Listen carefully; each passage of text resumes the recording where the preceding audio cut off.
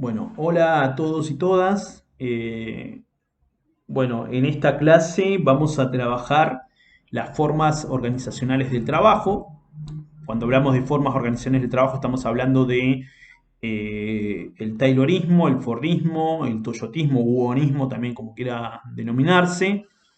Son tres formas en las cuales se dispone las, el sistema de trabajo eh, a fin de poder aumentar la tasa de ganancia por parte de los capitalistas.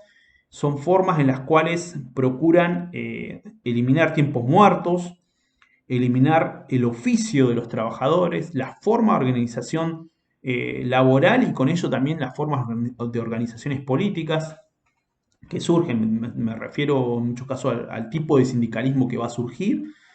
eh, y cada una de ellas se da en un contexto diferente y en un contexto de crisis en muchos casos o de límites de acumulación del capitalismo. Para analizarlas a estas tres formas organizacionales del trabajo, nos enfocamos o partimos de la Escuela Revolucionista Francesa, donde uno de sus máximos exponentes es Coriat, es el autor de los textos que le dimos para que lean y analicen. Son pequeños fragmentos de tres de sus obras.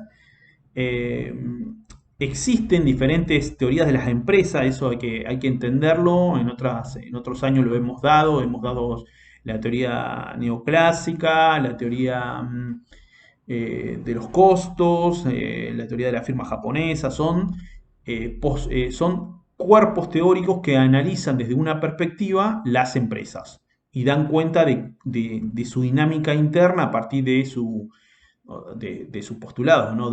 Las cuales dan una síntesis diversa y diferente según cómo se la analice. En este caso creemos que es necesario darnos el tiempo para pensar o darle este tema que ya lo venimos trabajando en la cátedra hace muchos años. Cuando yo cursaba, por ejemplo, Horacio Ibarra, que era quien estaba el docente a cargo, él nos daba una introducción de estas formas organizacionales del trabajo y que es fundamental en términos de tener un análisis o una perspectiva por lo menos mínima de cómo abordar, si el día de mañana quieren investigar, lo que es una empresa siempre, en este caso los revolucionistas franceses se basan en la esfera de la producción, no en la circulación. No hablamos de empresas de comercio o de servicios, sino que hablamos de empresas vinculadas a la producción de bienes. Y nos permite adentrarnos un poquito de qué lugar ocupa esas formas de organizar el trabajo y qué lugar ocupan también en términos estructurales, qué condicionamientos pueden introducir o no una forma organizacional de trabajo si lo pensamos de manera macroeconómica. Y es eso lo que los regulacionistas franceses promueven. Ellos promueven analizar las características microeconómicas eh, y las características secuenciales, eh, normativas, a fin de poder dar cuenta de las regularidades y las etapas de auge y crisis del sistema capitalista. El programa de los regulacionistas franceses surge en la década del 70 en un contexto de inflación, de estancamiento más inflación, de estanflación, donde había ciertos debates sobre el fin de la etapa de organización fordista en las fábricas, donde el régimen de acumulación que ellos planteaban como fordista estaba agotado y frente a eso impulsan en su programa de trabajo y de investigación las características de las fábricas, las características organizacionales de las diferentes fábricas y cómo se va a dar ese proceso de ahí en adelante. La escuela regulacionista francesa parte de dos fundamentos metodológicos. La primera de ellas es que el mercado no se autorregula, a diferencia de los teóricos neoclásicos. Y al pensar que el mercado no se autorregula, pueden explicar eh, el crecimiento y crisis de una manera endógena. ¿Qué quiere decir? Cómo se da el proceso de crisis y auge de una manera desde adentro. En este caso lo van a plantear desde adentro de una misma fábrica, de un sistema productivo. ¿Cómo va a impactar eso a manera macro? Entonces ellos toman como, como variable fundamental y no lo dejan de lado, es la relación entre capital y trabajo. Esa dinámica entre los trabajadores y los empresarios y el sistema de conflictos y avances y retrocesos que tiene la clase obrera como los empresarios en términos productivos. El segundo punto, si bien la empresa no es objeto de teorización propia específica, ellos procuran analizar los compromisos y contratos, ¿no?, del proceso de acumulación en su conjunto. Dando fundamento micro, esto de analizar diferentes fábricas y poder dar cuenta de que hay ciertas regularidades que dan cuenta de un proceso mucho más amplio de acumulación. Esa relación entre lo macro y lo micro es algo fundamental en la escuela francesa, en la escuela de los revolucionistas franceses, en conjunto con la relación capital-trabajo. Hay algo que decir, si no no me voy a detener mucho, pero bueno, es necesario también debatir un poquito cuando ustedes algún día analicen o quieran analizar una temática, el tema de los ciclos, ¿no? Hay autores que hablan de ciclos, otros que hablan de etapas, otros que hablan de regímenes de acumulación. O sea, todos promueven a través de un cuerpo teórico y una dinámica de conceptos y análisis ciertas características que van a dar pie a un recorte de una etapa histórica que siempre está planteada en términos de auge y de crisis. En este caso, los teóricos de la escuela regulacionista francesa hablan de régimen de acumulación.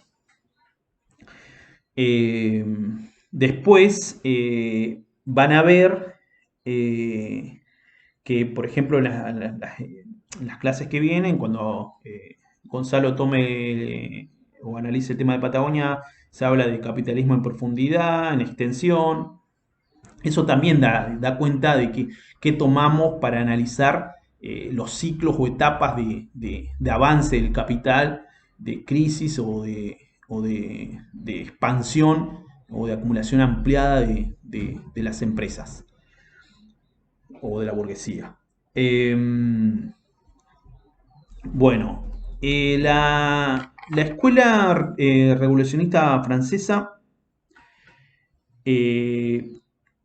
toma como algo fundamental, y esto ya lo dije, es el análisis del conjunto de reglas y protocolos relativo a la idea de división de tareas, de coordinación, de jerarquía y autoridad. Todas esas palabras que le dije recién van a dar cuenta de cómo funciona la fábrica y de las características y regularidades que tienen las empresas en las diferentes etapas. Ellos hablan de una manera, si después también con Marcelo van a analizar el tema, van a analizarlo a Schumpeter. Schumpeter va a establecer etapas de desenvolvimiento económico, va a dar cuenta de etapas a través de las innovaciones tecnológicas. Esas innovaciones que se van a dar, la Escuela Revolucionista Francesa comparte un poco eso de pensar que una innovación organizacional de trabajo va a permitir un auge y va a dar cuenta de un régimen de acumulación, y una vez que esa forma de organización del trabajo demuestre cierto desgaste, va a generar una crisis y el despegue nuevamente de otra forma de organización del trabajo que va a generar otra etapa y otro auge hasta que surja una nueva o sea, se genera un declive y surge una nueva forma de organización del trabajo. Por eso mismo ellos introducen esta idea de pensar lo micro y lo macro, analizar cómo una empresa y la forma de organización del trabajo dan cuenta de un régimen de acumulación, dan cuenta de una etapa mayor dentro del sistema capitalista. La empresa es considerada como una organización donde se efectúa una relación de empleo, donde se efectúa un proceso de valorización de capitales y donde se dan condiciones de formación y reparto, ¿no? Entre los agentes, entre los trabajadores y empresarios y gerentes, de división, cooperación y jerarquización. Esos tres elementos, división, cooperación y jerarquización, dan cuenta de cómo van a tomarse para poder analizar y abordar la empresa. Cuando hablamos de una empresa siempre hay procesos, por más que el sistema fabril es totalmente despótico, es totalmente un sistema de conflictos internos donde las formas de disposición del trabajo hacen que se generen conflictos entre los propios trabajadores. eh, Siempre es un proceso en el cual siempre se da un proceso en paralelo de cooperación. Por más que las partes estén desintegradas o en contraposición, en el todo hay un proceso de cooperación a fin de poder lograr en este caso, un producto determinado. Para empezar y no extenderme tanto, es necesario lo que tiene esta escuela es el análisis histórico. No solamente se basa en una empresa, introducir o analizar cómo funciona de manera tan micro internamente, sino que hacen también un análisis histórico de cómo se van dando esas formas de avance del capital sobre el trabajo. El taylorismo, cuando hablamos de taylorismo hablamos de Frederick Taylor, de ahí viene la adjetivación de taylorismo a esta forma de organización de trabajo. Surge con el objetivo principal de destruir al trabajador de oficio, destruir los oficios de los trabajadores. Para eso, Coria hace un excelente análisis histórico de recorrido de cómo se va dando en Estados Unidos ese proceso. Entonces, primero señala que en el siglo XIX da cuenta de esa característica, ¿no? De cómo el trabajador del siglo XIX podía reunir una característica central que era su conocimiento, las técnicas, las formas de producir y las maneras y poder transmitir ese conocimiento a las generaciones venideras, tenía todo ese potencial. Entonces los fabricantes, los empresarios, recorrían los campos en busca de esa mano de obra. No el trabajador, como lo conocemos ahora, recurre al empresario para tener trabajo, sino que al revés, era un proceso en el cual los empresarios demandaban a esos trabajadores de oficio para poder elaborar sus manufacturas. Esto obviamente generaba un problema para los burgueses en términos de que las manufacturas eran totalmente débiles, inestables y debían desplazarse, débiles e inestables en términos de que cualquier situación de revuelta, hambre, violencia que se podía dar, las manufacturas quedaban totalmente superditadas a esa situación, no había forma de producirlas. Entonces le decía que los empresarios debían de desplazarse en búsqueda de esos obreros para poder fabricar, ¿no? Hay una necesidad concreta por parte del empresario de encontrar a esos obreros de oficio y poder lograr un acuerdo con ellos para la fabricación de ciertas manufacturas. Los obreros como estrategia promovían el autorreclutamiento. Esto que ya le dije de que tanto, por ejemplo, el fundidor, el carpintero, el afinador, dejaban ese oficio o transmitían ese conocimiento a sus hijos, lo transmitían dentro de su familia. Y no salía ahí, no era que estaba abierto ese conocimiento a cualquier, cualquier eh, integrante de la población X. Entonces, eso era algo fundamental para los trabajadores y así podían subsumir la condición, su condición como obrero, la podían, perdón, subsumir al empresario en tanto sostenían ese poder de saber y conocimiento. El trabajador de oficio, por un lado, lograba esto de fortalecer y reposicionar su lugar, pero era totalmente, a través de sus federaciones, era totalmente eh, expulsor o venía de poca tenía una poca solidaridad con el resto de los trabajadores que no tenían oficio. En este sentido, Coria lo destaca acá, que por ejemplo la Federación Americana de Trabajo hacía campañas y boicot contra los trabajos que realizaban los trabajadores amarillos, como los denominaban, ¿no? Todo tipo de producción que realizaban estos trabajadores sin oficio era totalmente boicoteada y denostada por esta federación.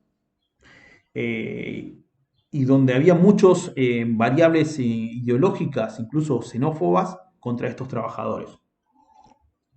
Da un ejemplo,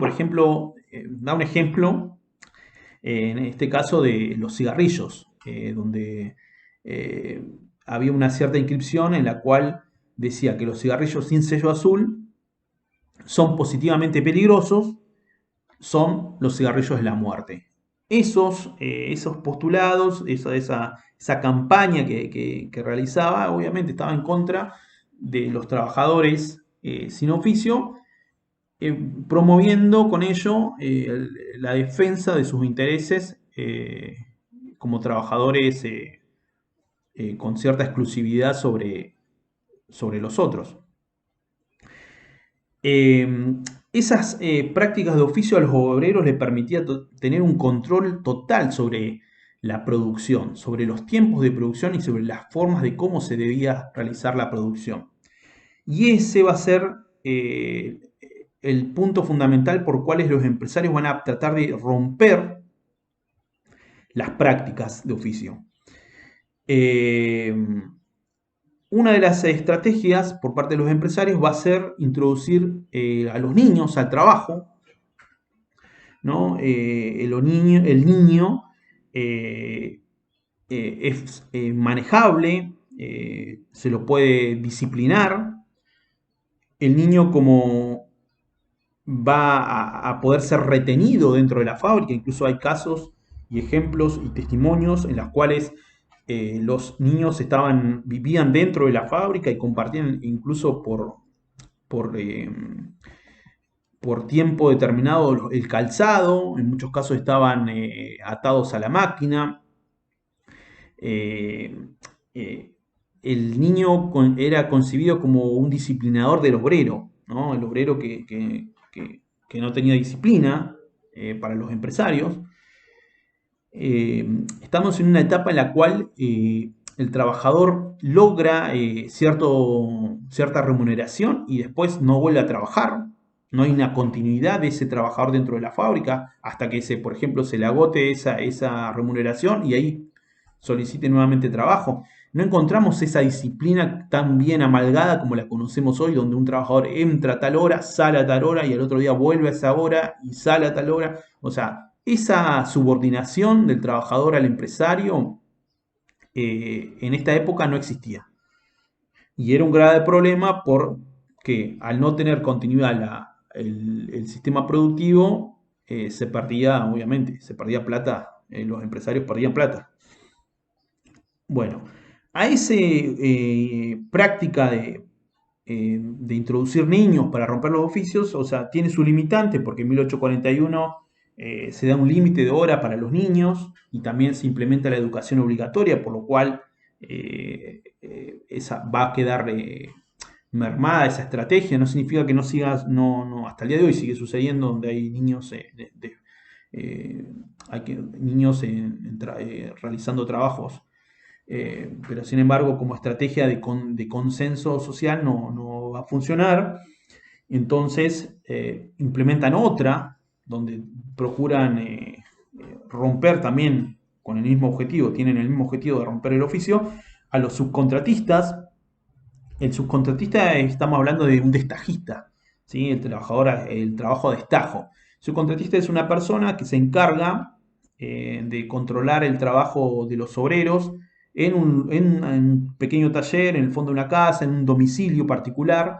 El empresario le provee la maquinaria y la materia prima, pero no interviene en el proceso productivo. Este destajista se ocupa de reclutar, de organizar a esa fuerza de trabajo, de vigilarla, eh, y que rompe esa intermediación con el empresario. Trabajan por tantos los trabajadores, pero bueno, en 1948, por medio de la ley, la defensiva o la ofensiva que hacen los trabajadores en defensa de su oficio, lleva a que se suprima, que quede prohibido, eh, y que el sistema, lo que hay que entender es que eso va a dar cuenta de que no solamente una forma de trabajo, en este caso de los trabajadores de oficio, sino también va a dar cuenta de una forma de organización política, que en este caso de una forma de sindicalización, de estructura de organización política van a tener los trabajadores. O sea, las formas de resistencia están atadas a las formas de trabajo en conjunto con las formas de organización política.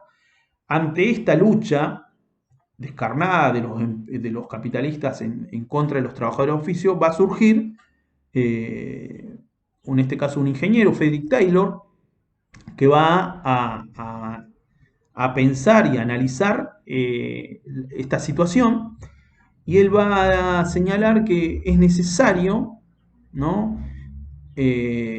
Destruir el oficio, es necesario acabar con el oficio, porque acabar con el oficio implica acabar con el control obrero.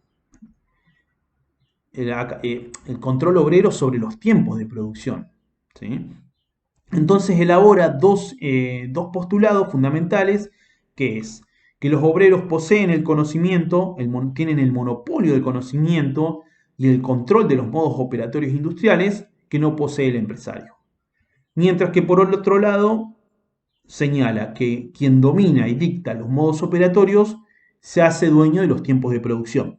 Entonces, ante estos dos postulados, sintetiza como algo fundamental que es necesario establecer nuevas normas patronales y liberar, acá aparece la idea de libertad, ¿no? Como tantas veces la conocemos, liberar el proceso de trabajo del poder de quien lo ejerce. O sea, separar proceso de trabajo de quien posee ese proceso de trabajo, en este caso los trabajadores. Entonces, ese es el elemento fundamental al cual va a atacar el taylorismo y lo va a lograr.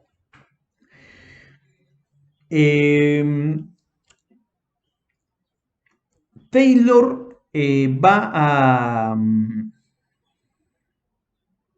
a impulsar la descomposición del saber obrero en gestos elementales. Gestos elementales a través del estudio de los tiempos y los movimientos. Eso va a permitir la entrada masiva de los trabajadores no especializados a la producción. Y entonces el sindicalismo va a ser derrotado en dos frentes, esto que le comentaba recién. Como se van a expulsar a los trabajadores de oficio de las fábricas, y por otro lado se va a expulsar al obrero sindicalizado. Esos dos elementos va a lograr va a lograr y consolidar en este caso el taylorismo. Esto se da en un contexto, lo puede implementar Taylor en un contexto de un crecimiento exponencial de inmigrantes a Estados Unidos que le permite eh, eh, lograr esa presión de los trabajadores que quieren ingresar al trabajo en relación de dependencia en contra de los trabajadores de oficio. Siempre la idea esta de desocupación es parte del debate del sistema capitalista, es parte cuando debatimos el sistema capitalista, la forma de explotación, la desocupación estructural, que se la denomina así o se la puede denominar de diferentes formas, como mano de obra de reserva. Eh, ¿Qué lugar ocupa esos trabajadores que no pueden encontrar trabajo? ¿Y qué lugar ocupa en términos de presión sobre los que ya están ocupados? Es un buen debate eh, para trabajar. Y hay diferentes compilados que si quieren le podemos acercar o pueden ustedes rastrear para profundizar ese tema. Bueno, le comentaba entonces. eh, Taylor va a impulsar un sistema de- de- de principios, ¿no? Principios que van a planificar, van a preparar, de cómo se deben preparar al trabajador, de cómo se debe ordenar, de cómo se debe controlar. Eh, Elabora diferentes tablas de tiempos y movimientos elementales. Esas tablas de tiempo y movimientos elementales van a dar cuenta de una práctica, de un ejercicio de trabajo, y con ello también el cambio en la composición de la clase obrera. Eh,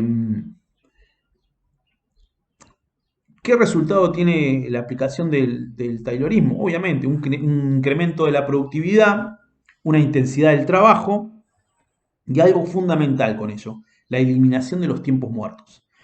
El trabajador al poder eh,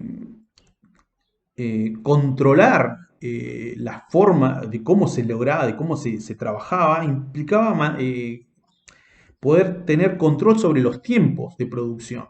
Eso con el taylorismo, eh, al transformar al trabajador en un conjunto de gestos elementales, va a llevar a que el trabajador pierda ese tiempo muerto. Y más aún eso se va a profundizar con el Fordismo cuando el tiempo sea, o como aporte del Fordismo, va a ser el tiempo asignado, algo que no pudo lograr en su totalidad el Taylorismo. El tiempo va a ser asignado en la época Ford, en el modo de organización del trabajo fordista, va a ser totalmente asignado. El tiempo no va a estar a disposición del trabajador, sino del empresario. Pero sin avanzar mucho más, eh, el taylorismo destruye, ¿no? La lucha del trabajador de oficio. El trabajador de oficio también a través de su gremio poseía también un aporte o tenía a través, o sea, realizaba al trabajador aportes salariales para contribuir a las cajas de socorro y ayuda mutua. Y esto también es destruido en términos de que el salario eh, está determinado por la cantidad de piezas que fabricaba el trabajador. Ya no hay una posibilidad de sostener un salario acorde a las necesidades fijas o de poder plasmar un piso, ¿no? Sino que está dado de acuerdo a cómo trabaje, a la cantidad de piezas producidas. Eh, y sumado a esto aparece el rol del Estado, ¿no? El Estado va a impulsar la apertura de las fábricas eh, y las normas de trabajo y con ello se va a definir un esquema de acumulación en el sistema capitalista. Eso es, hasta ahí tenemos la perspectiva tayloriana sintetizada. Obviamente, creo que no le comenté un poquito del tema del cronómetro. Bueno, algo fundamental, ya me olvidaba, es el tema de la utilización del cronómetro. Yo le decía que estaba, había elaborado ciertas tablas de tiempos, de formas de trabajo, Taylor, y que se iba a, mm, a disponer en toda la fábrica para su implementación. Y con ello yo le decía del tema del tiempo, de eliminación de los tiempos muertos, esas tablas y formas de trabajo está atravesada por el cronómetro, en la toma de tiempos, donde los modos operatorios del trabajador eh, eh, sustituyen, ¿no? Los secretos profesionales que tenían esos trabajadores de oficio. Acaban directamente con el control que tenían los obreros sobre las formas de trabajo y las formas de producir las piezas o la mercancía que era solicitada. Entonces, el cronómetro se constituye, junto con los estudios analizados por Taylor, en lo que es la organización científica del trabajo.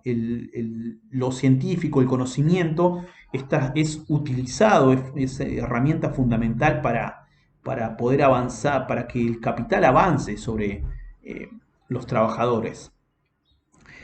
El cronómetro, en cierta forma, logra imponer los ritmos de producción y sustituye al obrero que era calificado, que, que podía sostener sus tiempos, a un obrero masa, un obrero más igual a todos los otros, donde no hay diferenciación, la única y donde la unidad de ese conjunto lo hacen las disposiciones que impulse el patrón, el empresario, el burgués en cada unidad productiva. Eh, Eso como cierre, un ejemplo para acá, a ver si no me acuerdo mal, sí, alguno si vio la lista de Schindler, que es una de las películas, una genialidad de película. Hay una etapa donde hay un ejemplo de lo que es el taylorismo, cuando en un campo de trabajo viene un jerarca nazi y le toma el control a un judío que está trabajando que está elaborando bisagras, lo cronometra, cuánto tarda en hacer una bisagra. Y después contabiliza la cantidad de bisagras y le dice, pues, o sea, es un holgazán, porque hay tan pocas bisagras y esto lo realizás en X cantidad de tiempo. Bueno, es un ejemplo, no sé si algunos la vieron, se van a acordar. Y si no, bueno, los invito a que vean esa gran película eh, eh, de la época de la Segunda Guerra Mundial. Repito, la lista de Schindler se llama, eh, basado en hechos reales. Bueno, otro ejemplo de taylorismo que vemos, por ejemplo, la utilización de, de colores, de disposición y orden del trabajo. Por ejemplo, lo que vemos nosotros, la posibilidad de que cualquier persona lo pueda lograr. Por ejemplo, ahora está el HDMI, pero en su tiempo, bueno, los colores que podíamos fichar, ficha amarilla con con la boca amarilla, la roja con la roja, la blanca con la blanca, para instalar, por ejemplo, un DVD a un televisor. Eso es un ejemplo de taylorismo. Cualquiera a través de esos colores puede lograr o realizar algo fundamental, que era vincular un electrodoméstico a otro. Eso es parte del taylorismo, la facilidad con la cual el trabajador, en este caso en una empresa, lo puede lograr sin tener conocimiento, simplemente con ciertas prescripciones, tranquilamente lo puede lograr. Bueno, hasta ahí es lo que, sintetizando un poquito lo que es el taylorismo. Eh, Vamos a ver ahora lo que es el Fordismo. El Fordismo eh, implica, se va a dar, obviamente viene de la fábrica de Henry Ford, Empieza la fábrica como elemento fundamental, algo que todos sabemos, se implementa la cadena de montaje, es una cadena en la cual va transitando por diferentes estaciones, diferentes talleres, porque la fábrica ya no es un lugar unificado, sino que se va a dividir en talleres, donde cada taller realiza una pieza específica, y donde en cada taller se encuentra una cadena que transporta, impone el tiempo al trabajador para la realización de la misma y la finalización de esta. Un ejemplo del mejor ejemplo está graficado en tiempos modernos, la película de Chaplin, perdón, donde él trabaja en una fábrica totalmente fordista, donde aparece el gerente que eh, controla los tiempos, donde él se va al baño, donde estaba la cinta transportadora, donde cada pieza que pase, él tiene que ajustarse, si no ajusta sus tiempos a esa pieza, o sea, no puede pasarse. Bueno, hay varios elementos en esa película muy buena, pero bueno, volviendo un poquito a lo teórico, lo que hace Henry Ford eh, es impulsar una cadena de montaje. La cadena de montaje no es que fue algo tan fácil de utilizar y que se democratizó en términos de conocimiento en todas las fábricas, sino que fue algo difícil de realizar en términos que cada producto que fabricaba cada empresa, obviamente, no era fácil de montarla dentro de la cadena. Piensen que, por ejemplo, una pieza debe estar eh, eh, instalada en esa cinta que pasa y siempre no era accesible el poder sostener esa pieza para que pase por todas las estaciones donde estaban los trabajadores y cada trabajador realiza un gesto sistemático igual durante todo su tiempo dentro de la planta. Eh, El Fordismo para los teóricos de la regulación, teóricos regulacionistas francesas, este que estamos analizando, implicó un nuevo régimen de acumulación, ¿no? Ya se cambia, como señalaba, el orden del taller, la escala de producción va a ser masiva, ya no se va a poder lograr consolidar una escala superior a lo que los modos de organización del trabajo taylorista podían haber logrado. Y con ello se va a dar un proceso de acumulación de capital eh, grandilocuente a partir de la Segunda Guerra Mundial. El sistema foresta obviamente se impulsa previo a la Guerra Mundial. Ya en 1914 ya Henry Ford hace esta innovación organizacional del trabajo, pero eso no implica que eso se expanda a todo, se expanda a todas las fábricas y que todas las fábricas produzcan de la misma, con este sistema, ¿no? Eh, la cadena, como les señalaba, va a costar mucho tiempo adaptar a ese sistema a cada, a cada fábrica. En un principio, la pieza, por ejemplo, se monta, la van llevando los trabajadores y cada parte del taller realiza una parte, pero es transportada por los propios trabajadores a través del tiempo de los propios trabajadores, lo cual después va a ser desechada. Eh, Porque obviamente los tiempos los siguen, en este caso lo van a seguir teniendo los trabajadores. Y como herramienta fundamental que va a impulsar de Henry Ford va a ser, además de la cadena de montaje, la puesta en práctica de los $5 diarios. El salario nominal en 1914 en una fábrica norteamericana era de $2,3. Y Henry Ford va a pasar de esos 2,3 a 5, o sea, va a superar la media, o sea, va a duplicar lo que es ese salario, pero no todo trabajador va a tener acceso a los mismos, ¿no? Que hay trabajadores, los trabajadores que no tengan o que sean menores de 21 años no lo van a cobrar, los que no tengan la antigüedad de 6 meses tampoco, las mujeres que no estén casadas tampoco lo van a cobrar. Y surge frente a la necesidad de poder conservar la mano de obra existente. Eh, si bien existió un proceso de crecimiento poblacional por la afluencia de inmigrantes, eh, el, el- el crecimiento de las fábricas automotrices en Estados Unidos va a llevar a que ese crecimiento vaya reduciéndose a escala de que los empresarios tengan la necesidad de conservar la fuerza de trabajo. Entonces, ante esto, Henry Ford impulsa los $5 diarios, obviamente, bajo la idea de conservar la mano de obra existente. Eh, y también como manera de controlar los gastos salariales.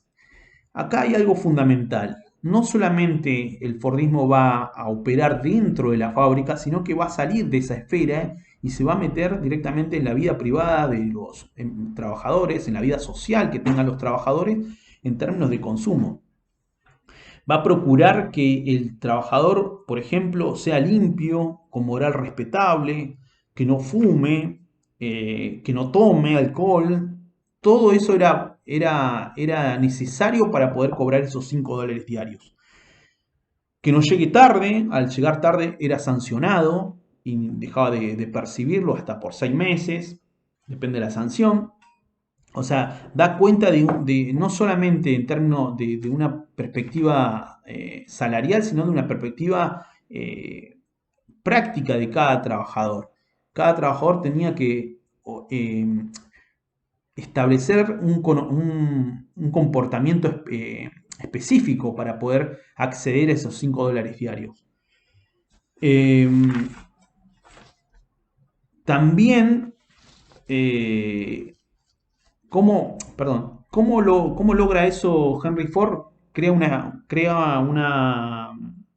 Un departamento de sociología. Acá nuevamente, al igual que Taylor, el conocimiento va a ser una herramienta fundamental para poder entender las formas sociales de vincularse a fin de poder aumentar poder lograr una mejor acumulación, o sea, al servicio del capital.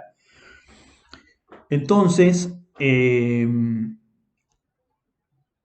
los trabajadores no solamente van a estar superditados en la esfera de la producción, de la esfera de la fábrica, sino que bueno, va a haber un andamiaje que va a promover una forma de conducta de cada trabajador. El Gramsci hace un llamado a esto, un llamado a reflexionar y a señalar que, por ejemplo, hace una crítica a la idea de los $5 diarios como algo grandilocuente que implementó el Fordismo, ¿no? Entonces dice, esos $5 diarios o ese plus salarial que tenía este tipo de empresas no jamás pudo compensar o jamás compensar la reconstrucción de la fuerza de trabajo.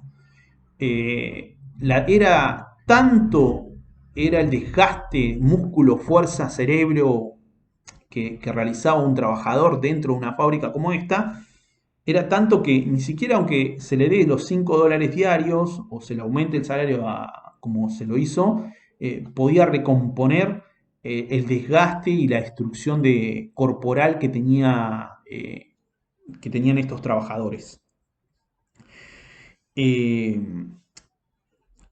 Eso es algo entendible y además es necesario entender que no todos los trabajadores querían o tenían la necesidad de entrar a ese tipo de fábricas. Eh, la innovación en términos de organización del trabajo que logró el Fordismo es exponencial. Un ejemplo, en el año 1913 La Ford Motor Company fabricaba 200.000 autos y 10 años después, en 1923, pasa a fabricar 2 millones de autos. Es totalmente exitoso en términos a favor del empresario, en términos de acumulación y en términos de incremento de la tasa de ganancia. El consumo, Henry Ford, esto que decíamos que va más allá de la esfera de la fábrica, es porque Henry Ford pensaba o promovía que los propios trabajadores a través de su salario puedan comprar los propios productos que ellos fabricaban, que no les pertenecían. Es algo que innovador, porque ya la fábrica ya piensa más allá de la producción, piensa en la demanda. La, el aumento exponencial de esta producción también genera el sistema de stock, que eso después con el toyotismo o bonismo se va a perder, en tanto que se va a promover otro sistema de producción más sustentado en la demanda y no tanto generado en la esfera fabril, que ahora más ratito lo vamos a ver. Eh, y bueno, creo que a modo de síntesis estamos, pude sintetizar un poco el taylorismo, el fordismo.